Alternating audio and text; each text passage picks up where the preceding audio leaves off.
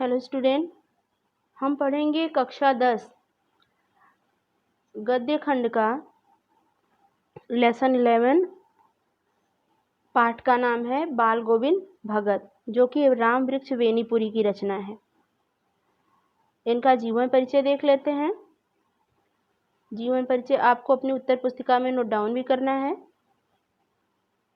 तो आइए देखते हैं इनका जन्म कब और कहाँ हुआ था।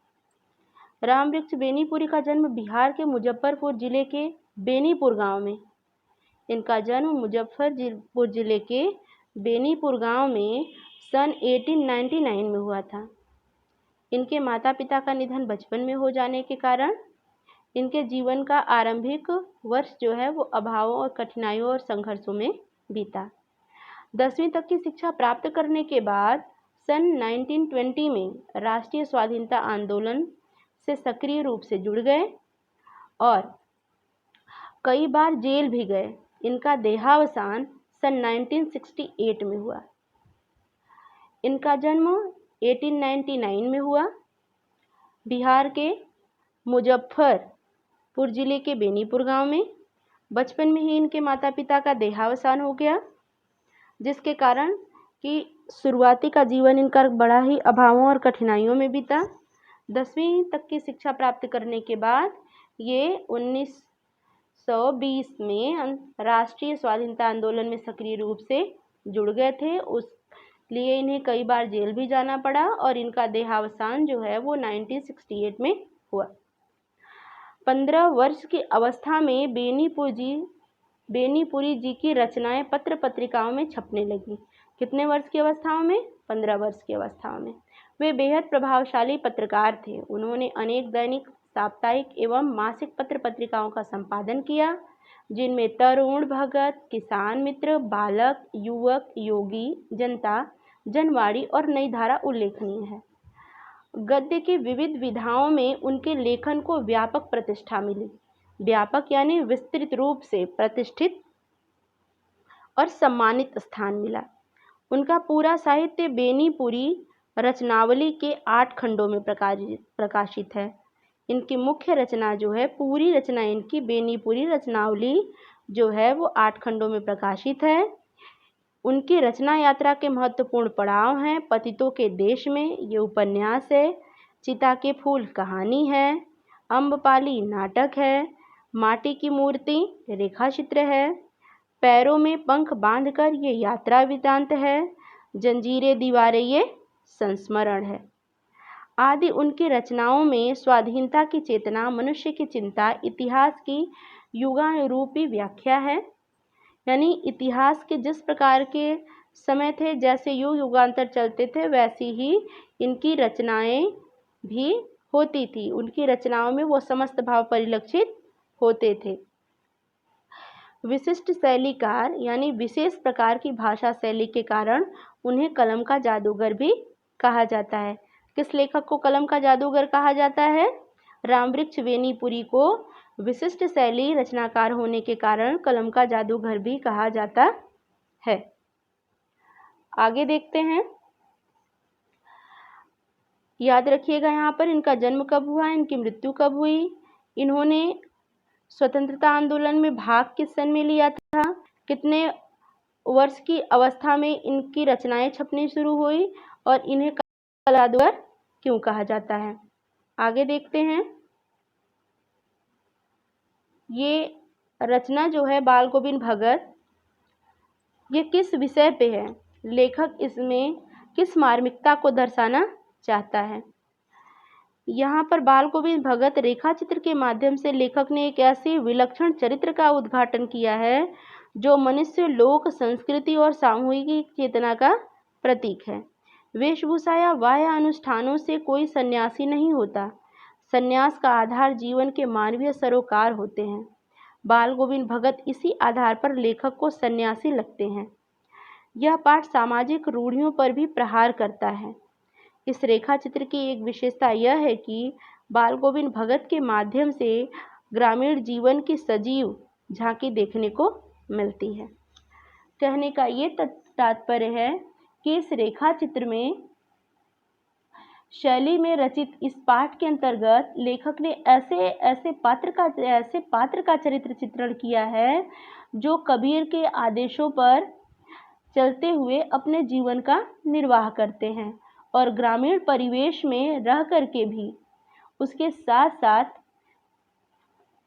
इस पाठ में ग्रामीण संस्कृति को भी प्रस्तुत किया गया है और बाल गोविंद भगत के माध्यम से बाह्य व्यक्तित्व से यह भी बताने का प्रयास किया गया है कि सन्यासी जीवन का आधार बाह्य व्यक्तित्व ही नहीं अपितु मानवीय सरोकार भी होते हैं। इस पाठ में रामवृक्ष बेनीपुरी जी ने बाल गोविंद भगत के माध्यम से सामाजिक बुराइयों एवं रूढ़िवादी सोच पर प्रहार करते हुए मानवीयता की भावना को प्रतिपादित करने का पूरा प्रयास किया है।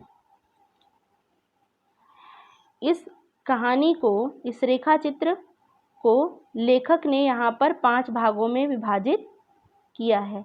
आइए देखते हैं कैसे। इस कहानी के, इस लेख के अलग अलग खंड हैं। बाल गोविंद भगत चैप्टर का नाम है हमारे। अलग अलग खंड इस प्रकार हैं, जैसे जो पहला पैरा हम देख रहे हैं उसमें है बाल गोविंद भगत का बाह्य एवं आंतरिक व्यक्तित्व, यानी उनका बाहरी व्यक्तित्व कैसा है और वो अंतर्मन से कैसे हैं। वह जैसे बाहर से दिखते हैं वैसे ही वो अंदर से भी दिखते हैं। उनके जीवन में दिखावटीपन का कोई स्थान नहीं है। दूसरे पैरा में बताया गया कि बाल गोविंद भगत का संगीत के प्रति कितना अगाध प्रेम है, कितने अच्छे भजनों और सुरों को वो अपने एक साथ पिरोते हैं। तीसरे में है सुख दुख के ऊपर बाल गोविंद भगत का चरित्र। व्यक्ति के जीवन में अत्यधिक सुख आ जाता है तो वो आह्लादित होता है और दुख आ जाता है तो वो बिल्कुल विह्वल और विकल हो जाता है। परंतु यहाँ पर बाल गोविंद भगत इन दोनों धारणाओं से परे हैं। चौथा है बाल गोविंद भगत समाज सुधारक के रूप में। उन्होंने अपने कार्यों और अपने वृत्तियों के द्वारा समाज सुधारक के रूप में भी अपने आप को इस कहानी में उन्होंने प्रतिपादित किया है, क्योंकि जब उनके बेटे की मृत्यु हो जाती है तो उन्होंने अपनी बहू को उसकी दूसरा यानी पुनर्विवाह करने के लिए उन्हें कहते हैं। इससे इनकी यह धारणा परिलक्षित होती है कि परिवर्तन ही प्रकृति का भी नियम है, तो परिवर्तन समाज का भी नियम होना चाहिए। और अंत में बाल गोविंद भगत का अंतिम समय, यानी जिस प्रकार से वो अपना समस्त जीवन जीते हैं उसी प्रकार से वो प्रसन्नचित अपने अंतिम समय में भी भजन कीर्तन करते हुए ईश्वर के चरणों में और उनकी असीम अनुकंपा में समा जाते हैं। तो ये तो थी आपके पाठ की समरी। चैप्टर देखिए। बाल गोविंद भगत मजले कद के गोरे चुट्टे आदमी थे, 60 के ऊपर के ही होंगे। बाल पक गए थे, लंबी दाढ़ी या जटदार जूट तो नहीं रखते थे, किंतु हमेशा उनका चेहरा सफ़ेद बालों से ही जगमगाया करता था। कपड़े बिल्कुल कम पहनते थे। कमर में एक लंगोटी मात्र और सिर में कबीर पंथियों सी कनपटी टोपी। जब जाड़ा आता तब एक काली कमली ऊपर से ओढ़े रहते। मस्तक पर हमेशा चमकता हुआ रामानंदी चंदन, जो नाक के एक छोर से ही औरतों के टीके की तरह शुरू हो जाती। गले में तुलसी की जड़ों की माला बेडौल बांधे रहते। ऊपर की तस्वीर से यह नहीं माना जाता कि बाल गोविंद भगत साधु थे, नहीं, बिल्कुल गृहस्थ। उनकी गृहिणी की तो मुझे याद नहीं, उनके बेटे और पतोहू को तो मैंने देखा था। थोड़ी खेती बाड़ी भी थी, एक अच्छा साफ सुथरा मकान भी था। लेखक यहाँ पर कहते हैं कि वेशभूषा से तो वो बिल्कुल सन्यासी जैसे थे, परंतु वो गृहस्थ आश्रम में अपने सन्यासी जीवन का निर्वाह करते थे। उनकी खेती बाड़ी भी थी, किंतु खेती बाड़ी करते, परिवार रखते भी बाल गोविंद भगत साधु थे। साधु की सब परिभाषाओं में खरे उतरने वाले, कबीर को साहब मानते थे, उन्हीं के गीतों को गाते, उन्हीं के आदेशों और आदर्शों पर चलते थे। लेखक ऐसा यहाँ पर उनको बता रहा है। इसीलिए लेखक ने यहाँ पर बाल गोविंद भगत को कबीरपंथी मठ के शब्द से संबोधित किया है। वह दरबार में भेंट रूप रख दिया करते, यानी कि जो भी उनकी खेती बाड़ी में उत्पन्न होता था वो पहले ले जा करके ईश्वर के दरबार में रख देते थे, और जो उससे बचता था फिर वो अपने घर उसे प्रसाद के रूप में ले आते थे। इन सब के ऊपर मैं मुग्ध था। लेखक कह रहा है कि इन सब क्रियाओं के ऊपर मैं मुग्ध था कि वो अपने आप को कबीर पंथी की भांति, कबीर दास जी की भांति पूरी तरह से ईश्वर को समर्पित थे। जो भी उनके खेत में अनाज होता था वो पहले उनको समर्पित करते थे, फिर जो बचता था उसे प्रसाद के रूप में अपने यहाँ ले आते थे। उनके मधुर गायन पर जो सदा सर्वदा सुनने को मिलते थे, कबीर के वे सीधे सादे पद जो उनके कंठ से निकलकर सजीव हो उठते थे। आषाढ़ की रिमझिम समूचा गांव खेतों में उतर रहा था। वहीं हल चल रहे थे, कहीं रोपनी हो रही थी। धान के पानी भरे खेतों में बच्चे उछल रहे थे और औरतें कलेवा लेकर मेड़ों पर बैठी थी।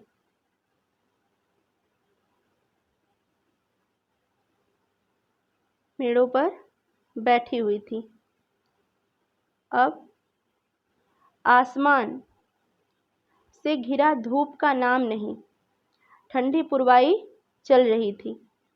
समय आपने कानों में एक स्वर तरंग झंकार सी उठी। यह क्या है, यह कौन है, यह पूछना न पड़ेगा। बाल गोविंद भगत समूचा शरीर कीचड़ में लिथड़े अपने खेत में रोपनी कर रहे थे। उनकी अंगुली एक एक धान के पौधे को पंक्तिबद्ध यानी कतार में बांधना खेत में बिठा रही थी। उनका कंठ एक एक शब्द को संगीत के जीने पर चढ़ाकर कुछ को ऊपर स्वर्ग की ओर भेज रहा था और कुछ को इस पृथ्वी की मिट्टी पर खड़े होने के कानों की ओर। बच्चे खेलते हुए झूम उठते, मेड़ पर खड़ी औरतों के होठ कांप उठते, वे गुनगुनाने लगती, हलवाहे के पैर ताल से उठने लगते, रोपनी करवाने वालों की उंगलियां एक अजीब क्रम से चलने लगती। बाल गोविंद भगत का यह संगीत है या जादू। अब इस में यहाँ पर कहने का आशय यह है कि बाल गोविंद भगत के संगीत में इतनी लयबद्धता थी, इतनी मनोरम थी कि सारे लोग जो खेतों में काम कर रहे थे वो उनके गायन मान के ही ऐसा प्रतीत होता था जैसे वो संगीत नहीं कोई जादू है, और लोग अपने काम में अनायास ही पूरी तरह से तल्लीन हो जाते थे। भादों की वह अंधेरी अधरतिया यानी आधी रात। अभी थोड़ी ही देर पहले मूसलाधार वर्षा खत्म हुई। बादलों की गरज, बिजली की तड़प में अपने कुछ नहीं सुना, किंतु अब झिल्ली की झंकार या दादुरों की टर टर बाल गोविंद भगत के संगीत को अपने कोलाहल में डुबो नहीं सकती। उनकी खजड़ी डिमक डिम बज रही थी और वे गा रहे थे, गोदी में पीवा चमक उठे सखिया, चिहुक उठे ना। हाँ, यहाँ पर लेखक ने उन लोक गीतों जो गाँव में गाए जाते हैं उनके मुखड़े को दिया है, और वह बता रहे हैं कि यह गीत वो वहाँ पर अकेले नहीं बल्कि उस वहाँ पर रहने वाले उसे भरे बादलों और भादों की आधी रात में उनका यह गाना अंधेरे में अकस्मात कौंध उठने वाली बिजली की तरह से चौंका देती है। अरे अब सारा संसार निस्तब्धता में सोया है, बाल गोविंद भगत का संगीत जाग रहा है, जाग रहा है। तेरी गठरी में लागा चोर मुसाफिर, जाग जरा। कार्तिक आया नहीं कि बाल गोविंद भगत की प्रभातियाँ शुरू हुई तो फागुन तक चली। लेखक इस पाठ में हिंदी महीने के समस्त नामों को भी उजागर किया है। आगे देखते हैं। न जाने किस वक्त उठकर वह नदी स्नान को जाते, गांव से 2 मील दूर। वहां से नहा धोकर लौटते और गांव के बाहर ही पोखरे के ऊंचे भीटे पर अपनी खजड़ी लेकर जा बैठते और अपने गाने टेरने लगते। मैं शुरू से ही देर तक सोने वाला हूँ, किंतु एक दिन माघ के उस दांत किटकिटाने वाले भोर में भी उनका संगीत मुझे पोखरे पर ले गया। तभी आसमान के तारों के दीपक बुझ नहीं रहे थे। हाँ, पूरब में लोही लग गई थी, उसकी लालिमा को शुक्र तारा और बढ़ा रहे थे। खेत, बगीचा, घर सब कुहासा सा छा रहा था। सारा वातावरण अजीब रहस्य से आवृत मालूम पड़ता था।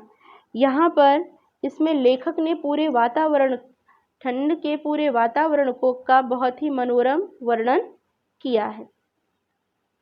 वो बता रहे हैं कि समस्त वातावरण ऐसा प्रतीत हो रहा था जैसे कोई रहस्यमयी हो गया हो। एक कुश की चटाई पर पूरब मुंह काली कमली ओढ़े बाल गोविंद भगत अपनी खजड़ी लिए बैठे थे। उनके मुंह से शब्दों का तांता लगा था। उनकी अंगुलियां खजड़ी पर लगातार चल रही थी। गाते गाते इतने मस्त हो जाते, इतने सुरूर में आ जाते, उत्तेजित हो उठते कि मालूम होता अब खड़े हो जाएंगे। कमली को बार बार सिर से नीचे सरका जाते और जाने के कपकपा रहा था, किंतु तारे की छांव में भी उनके मस्तक के श्रमबिंदु जब जब भी चमक पड़ते थे। अब यहाँ पर लेखक के कहने का ये तात्पर्य है कि इतनी कड़ाके की ठंड में भी उनके क्रियाकलाप जो थे वो बंद नहीं होते थे, ना उनका गाना बजाना और ना ही उनका काम और ना ही उनके दिनचर्या में कोई परिवर्तन होता था। अब जब गर्मियों की उनकी संझा जितनी उमस भरी शाम को न शीतल करती, अपने घर के आंगन में आसन जमा लेते थे। यानी कि उनके गीत में इतनी तन्मयता थी कि वो उमस भरी गर्मी में भी शीतलता प्रदान करने वाली थी। और गांव के उनके कुछ प्रेमी भी उनके यहाँ जुट जाते थे, जो खजड़ियों और करतालों की भरमार हो जाती थी और बाल गोविंद भगत कह जाते थे। उनकी प्रेमी मंडली उन्हें दोहराती तिहराती धीरे धीरे स्वर ऊंचा होने लगता, एक निश्चित ताल, एक निश्चित गति से। उस ताल स्वर के चढ़ाव के साथ श्रोताओं के मन भी ऊपर नीचे उठने लगते, धीरे धीरे तन मन पर हावी हो जाता और होते होते एक क्षण ऐसा आता कि बीच बीच में खजड़ी लिए बाल गोविंद भगत नाच रहे होते। सबके तन और मन नृत्यशील हो जाते, यानी सबके तन और मन जो है वो नृत्य करने के लिए उठ जाते। सारा आंगन संगीत और नृत्य से ओतप्रोत हो जाता। बाल गोविंद भगत की संगीत साधना का चरम उत्कर्ष उस दिन देखा गया जिस दिन उनका बेटा मरा। इकलौता बेटा था वह, कुछ सुस्त और बोदा सा, किंतु इसी कारण बाल गोविंद भगत उसे और भी मानते थे। उनकी समझ में ऐसे आदमियों पर ही ज़्यादा नज़र रखनी चाहिए या प्यार करना चाहिए, क्योंकि ये निगरानी और मोहब्बत के ज़्यादा हकदार होते हैं। बड़ी साथ से उसकी शादी कराई थी, पतोहू बड़ी ही सुभग और सुशील मिली थी। घर की पूरी प्रबंधिका बनकर भगत को बहुत कुछ दुनियादारी से निवृत्त कर दिया था।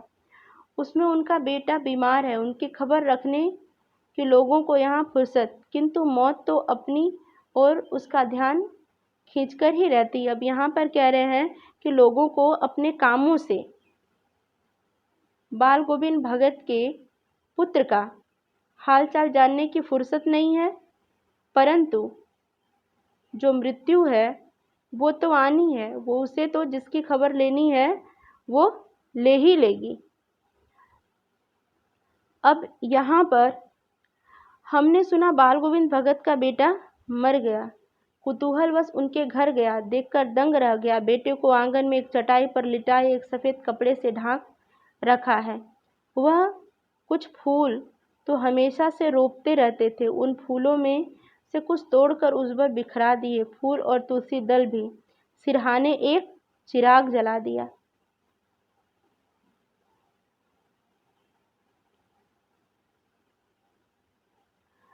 रखा और उसके सामने जमीन पर ही आसन जमाए गीत गाए चले जा रहे हैं। वही पुराना स्वर, वही पुरानी तल्लीनता। घर में पतोहू रो रही है, जिसे गांव की स्त्रियां चुप कराने की कोशिश कर रही हैं, किंतु बाल गोविंद भगत गाए जा रहे हैं। हाँ, गाते गाते कभी कभी पतोहू के नज़दीक भी आते और उसे रोने के बदले उत्सव मनाने को कहते। आत्मा परमात्मा के पास चली गई, विरहिणी अपने प्रेमी से जा मिली, भला इससे बढ़कर आनंद की कौन बात। मैं कभी कभी सोचता यह पागल तो नहीं हो गए, किंतु नहीं, वह जो कुछ कह रहे थे उसमें उनका विश्वास बोल रहा था, वह चरम विश्वास जो हमेशा मृत्यु पर विजय होता आया है। बेटे के क्रियाकर्म में तूल नहीं दिया, पतोहू से ही आग दिलाई, किंतु ज्यों ही श्राद्ध की अवधि पूरी हो गई, पतोहू के भाई को बुलाकर उसके साथ कर दिया। वह आदेश देते हुए कि उसकी दूसरी शादी कर देना। इधर पतोहू रो रो कर कहती है, मैं चली जाऊंगी तो बुढ़ापे में आपके लिए भोजन कौन बनाएगा? बीमार पड़े तो कौन एक चुल्लू पानी देगा? मैं पैर पकड़ती हूँ, मुझे अपने चरणों से अलग नहीं कीजिए। लेकिन भगत का निर्णय अटल था। तू जा, नहीं तो मैं ही इस घर को छोड़ चल दूंगा। यह थी उनकी आखिरी दलील, और इस दलील के आगे बेचारी कि क्या चलती। यहाँ पर बाल गोविंद भगत अगर सिर्फ अपने स्वार्थ के लिए सोचते तो अपनी पतोहू को कभी भी जाने के लिए और उनका पुनर्विवाह करने के लिए न कहते। समाज की रूढ़िवादिता को तोड़ते हुए उन्होंने यहाँ पर अपने पतोहू का दूसरा विवाह यानी पुनर्विवाह करने का निर्णय उनके भाई को आखिर में सुना दिया। बाल गोविंद भगत की मौत उन्हीं के अनुरूप हुई। वह हर वर्ष गंगा स्नान करने जाते। स्नान पर उनकी इतनी आस्था नहीं रखते जितना संघ समागम और लोक दर्शन पर। पैदल ही जाते। करीब 30 कोस पर गंगा थी। साधु को संबल लेने का क्या हक, और गृहस्थ किसी से भिक्षा मांगे क्यों मांगे? अतः घर से खाकर चलते तो फिर घर पर ही लौट कर खाते। रास्ते पर खजरी बजाते गाते, जहाँ प्यास लगती पानी पी लेते। 4-5 दिन आने जाने में लगते, किंतु इस लंबे उपवास में भी वही मस्ती। अब बुढ़ापा आ गया था, किंतु एक वही जवानी वाली। इस बार लौटे तो तबीयत कुछ सुस्त थी। खाने पीने की बाद भी तबीयत सुधरी। थोड़ा बुखार आने लगा, किंतु नेम धर्म तो तोड़ने वाले नहीं थे। यानी जिस नियम धर्म के साथ वो अपने जीवन का यापन करते थे उसको वो छोड़ने या तोड़ने वाले नहीं थे। वहीं दोनों जून गीत, स्नान ध्यान, खेती बाड़ी देखना दिन दिन खींचने लगे। लोगों ने नहाने धोने से मना किया, आराम करने को कहा, किंतु हंसकर टाल देते। उस दिन भी संध्या में गीत गाए, किंतु मालूम होता जैसे तागा टूट रहा हो। यानी ऐसा प्रतीत होता था कि जैसे उनकी श्वास उनके शरीर का साथ धीरे धीरे छोड़ रही हो। माला का एक एक दाना बिखर गया हो। यानी कि जो श्वास की डोरी थी वो माले की दाने की भांति धीरे धीरे बिखर रही थी। भोर में लोगों ने गीत नहीं सुना। जाकर देखा तो बाल गोविंद भगत नहीं रहे, सिर्फ उनका पंजर बचा था। अब यहाँ से प्रश्न अभ्यास है। आशा है बच्चों आपको ये चैप्टर समझ में आया होगा। इसमें लेखक ने एक रेखा चित्र के माध्यम से गांव के एक सीधे साधारण व्यक्ति की चारित्रिक विशेषताओं का, उसकी समाज के प्रति रूढ़िवादिताओं का खंडन करते हुए बहुत ही सुंदर चरित्र चित्रण किया है।